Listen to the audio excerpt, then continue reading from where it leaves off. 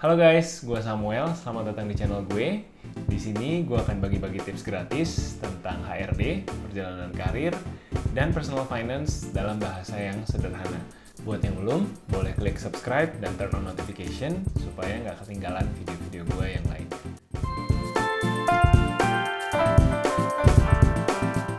Hari ini kita akan bahas tentang 3 langkah supaya nggak baper pada saat gagal interview. Namanya ngelamar kerja, pasti cepat atau lambat kita bakal menghadapi penolakan. Apakah itu ditolak pada saat kirim CV, apakah ditolak pada saat interview pertama, kedua, atau bahkan gagal tes, pasti yang namanya penolakan itu akan datang. Kegagalan itu sudah pasti akan terjadi. Tapi rasanya paling sakit tuh gagal kalau kita udah interview. Kemudian kita baper, kemudian kita sedih. Kita ngerasa, apa yang salah dengan gue kok?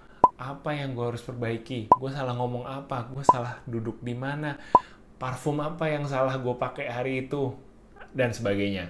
Kita suka overthinking, kita suka memikirkan terlalu jauh kadang-kadang. Apa sih yang harus gue perbaiki? Nah, di sini gue mau bagiin 3 pemikiran gue, 3 tips gue tentang bagaimana kita ngadepin kegagalan pada saat interview. Tips yang pertama, don't take it personal. Rekruter, seperti semua kita karyawan, juga adalah karyawan dengan tugas pekerjaannya masing-masing. Jadi rekruter memanggil kamu interview, itu bukan semata-mata karena dia peduli dengan keberlangsungan hidup kamu, karena dia tahu kamu sedang butuh pekerjaan. Tidak juga. Rekruter memanggil kamu karena di atas kertas, CV kamu adalah CV yang paling bagus, paling menarik, sehingga rekruter tertarik untuk ngajak kamu ngobrol. Itu aja kok.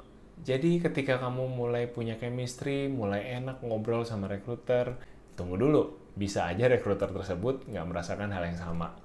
Jadi, dan ketika itu nggak terjadi, ya nggak apa-apa juga. Karena pada akhirnya rekruter harus benar-benar 100% yakin setelah interview kamu bahwa CV kamu siap untuk dibawa ke user dia, untuk dibawa ke nanti calon atasan kamu yang akan menginterview kamu di level selanjutnya. Jadi kalau rekruternya nggak siap dan memutuskan untuk nggak lanjut, ya simply karena dia cuma ngelakuin kerjaan dia aja, bukan karena alasan personal. Yang kedua, tips biar nggak baper pada saat gagal interview, ingatlah bahwa interview adalah proses mencocokkan saja. Ketika teman-teman ditolak, itu bukan serta-merta artinya ada yang salah dengan teman-teman. Most of the time, karena rekruter dan kamu hanya sedang dalam proses mencocokkan diri, bisa aja semata-mata jawabannya adalah, ya kalian nggak cocok aja. Ada sesuatu yang rekruter nggak suka aja gitu. Apakah itu kualifikasi kamu, apa itu cara kamu berbicara, apa itu cara kamu duduk, dan lain sebagainya. Kita nggak usah ambil itu terlalu pribadi. Kita nggak usah merasa, gue nih pribadi yang kurang, gue nih pribadi yang nggak bagus, gue nih harus belajar lebih banyak lagi, dan lain sebagainya. Ya betul, kita harus belajar, tapi hati-hati, jangan jadi terlalu kritis sama diri sendiri. Merasa semuanya serba salah, merasa semuanya harus diperbaiki, dan lain sebagainya. Seringnya, proses rekrutmen itu hanyalah proses mencocokkan saja, seperti kamu cari gebetan.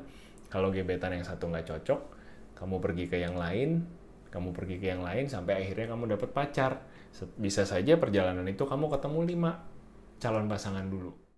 Tips yang ketiga, jangan terpaku pada satu perusahaan. Lulus dari kuliah, kita pasti kepengen bekerja di perusahaan-perusahaan terbaik.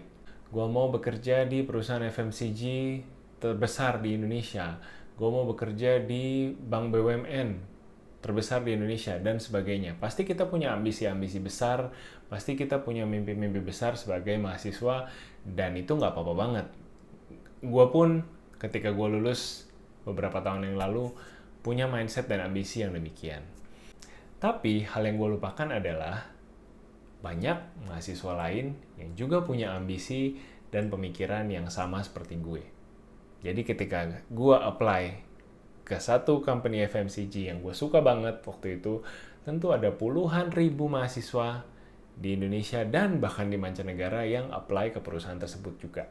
Jadi tentu kita semua bersaing untuk spot yang sangat terbatas, sangat sedikit.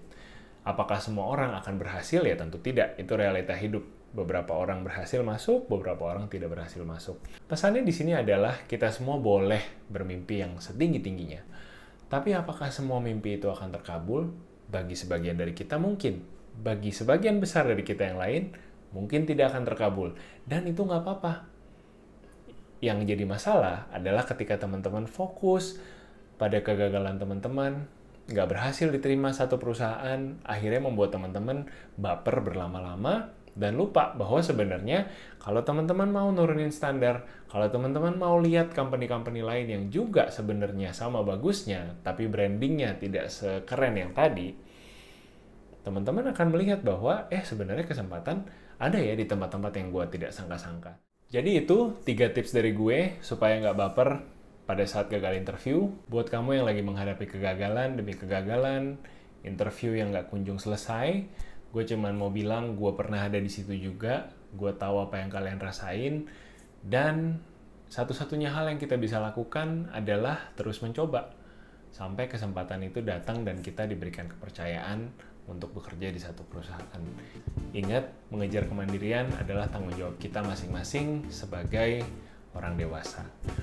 Gue pamit dulu, thumbs up kalau lo suka video ini, dan jangan lupa subscribe supaya nggak ketinggalan video-video gue yang lainnya. Sampai ketemu!